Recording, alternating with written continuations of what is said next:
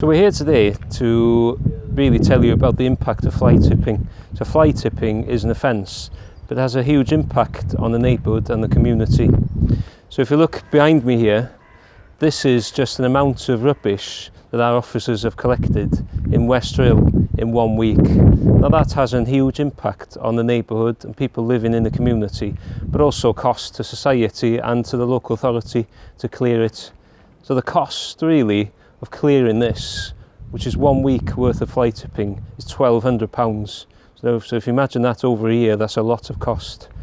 So this rubbish is only here for a few hours today to show you the impact and the amount and the volume of rubbish that we've collected. So we're going to dispose of this now, but hopefully it sends a message about the volume of rubbish that we're dealing with and what we're trying to address.